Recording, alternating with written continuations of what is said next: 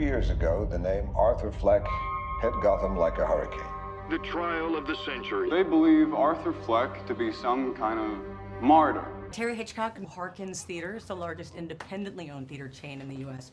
Congratulations on this. Thank you. We just visited with your dad and we asked about your future and he said, I want to see her do more movies, which you are doing. Has he seen this yet? He hasn't. No, he hasn't seen it yet. He's going to be excited when he does. I want to see the real you. It's all about identity, and if anyone can relate to having a persona and being somebody different depending on where you are, it's you. Where do you feel most like yourself?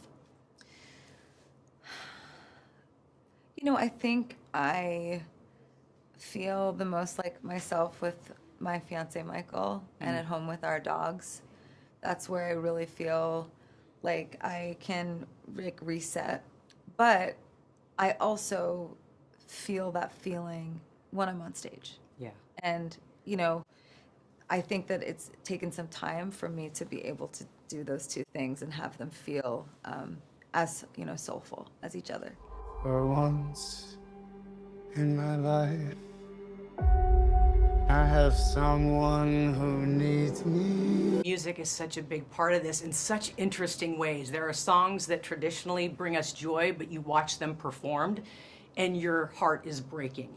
And I'm curious for you, what is a song that represents joy and what is a song that represents pain?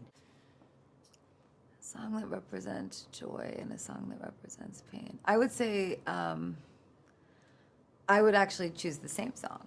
And it's This Bitter Earth by Dinah Washington.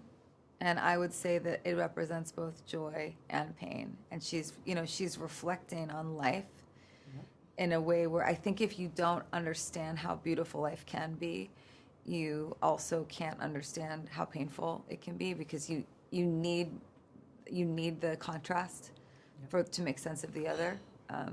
That's a song that's always deeply moved me. For once in my life, I didn't feel so alone anymore. Your performances are always moving.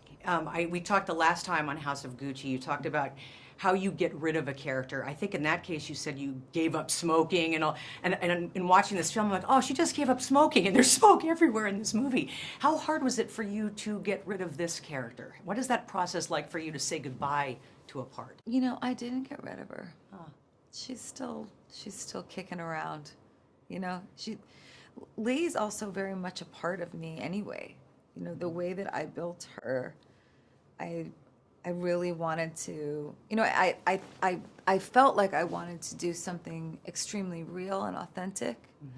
And also, you know, through the process, I do think I revealed some kind of like private things about myself through her.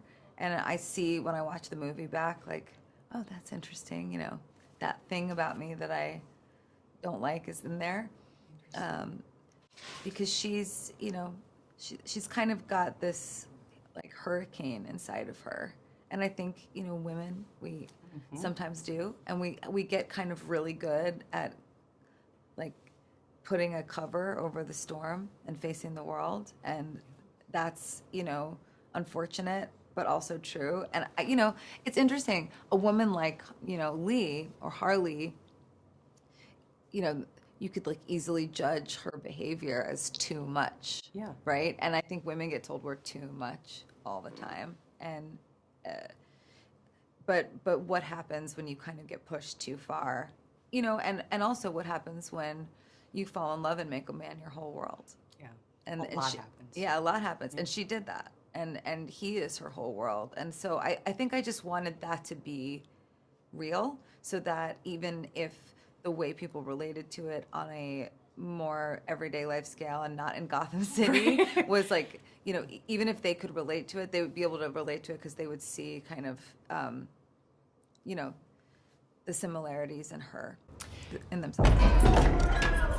Let's go, boys. It's showtime. I heard that you named this film because you wanted Joaquin to sign on and you couldn't just call it Joker 2, but I am curious. What does the title mean to you? Well, the title, you know, the literal translation, it's a psychiatric term used in psychiatry, which really means kind of shared madness or madness for two or shared delusions. And to us, it wasn't, we didn't like have that title and then go, ooh, let's write a movie. We were writing the movie And maybe 6-8 months into writing the movie, we kind of stumbled on that title, and it just seemed kind of perfect because not only does it mean what it means, but the French sound of it just made it also sound rather romantic. Yeah. You know, for a love story. That's life.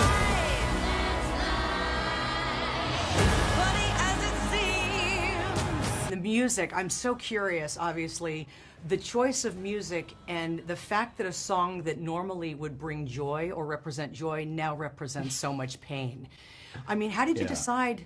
Well, that really is the way to look at it because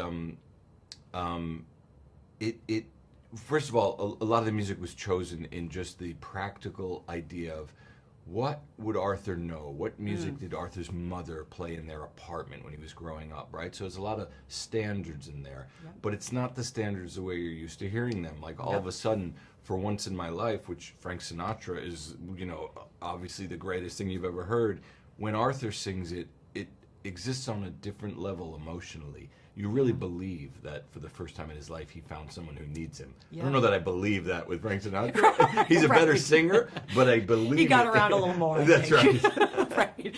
I am not a fan of smoking, but man, it makes for some beautiful scenes. I know. Oh my gosh, the scenes with the smoke and the cinematography with the smoke. I mean, it just is a joy. to Well, you know, watch. the cigarette smoking in the first film really defined. It was such a huge part of Arthur. It really was almost like another character because the first movie was just Arthur, basically.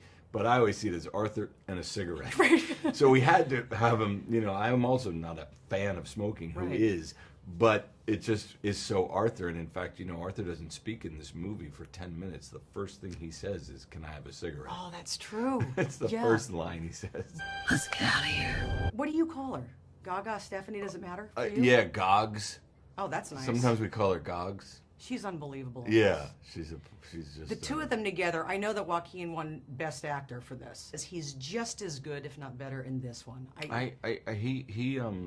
He working with him has been the highlight of my career, of my life. I've worked with a million actors. Yep.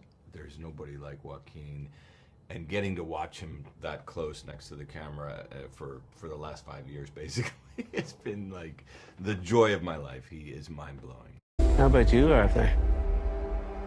Do you still think you're a star? I loved the Banshees of Inisherin, and in that film, Colin would not leave you alone. His character just wouldn't give you a break. In this movie, he really ideally wants no interaction with you whatsoever. Exactly. But there is a relationship there. How would you describe it between Jackie and Arthur? Well, oddly enough, I'm in pursuit of Arthur in Yeah. a way.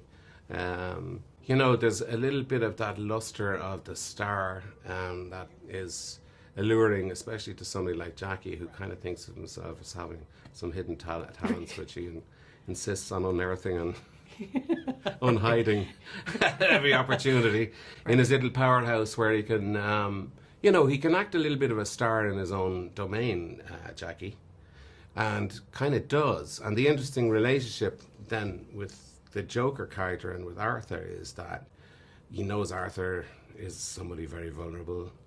He knows at the same time that this is morphed into stardom in an odd way. So there's that bizarre kind of coming together of kind of envy and complete contempt in equal measure. And I think there's some part of him wants to be thought of as a fair, kind of a nice sort of a showbiz guy. Yeah. And Arthur ain't playing ball, really. It's a fascinating relationship, to be honest with you. You do tend to break into song and honestly have a really nice voice. I'm wondering, and even Lady Gaga has said you have a wonderful voice. What's that compliment like? It's one thing to get from your buddies. Well, but- you're the first one who passed it on, so I'm delighted with that. No, it was fantastic, even engaging with those songs, those old songs, and I had a few of them in the locker that, you know, we could we could break in. All these old Frank Sinatra records were being busted open, and brilliant, all those old classics. But I just think the music in this has such a power. I wasn't expecting it. I've only seen a screening yesterday, so I'm still kind of processing the whole thing. But there's something also about just how music can move people that brings us into a very weird place. I know Todd was talking about it was a film with music in it rather than a musical as such. I don't know what the difference is, but I do know that the music is used as such a powerful emotional tool. It's kind of unique, I think. Let's get out of here.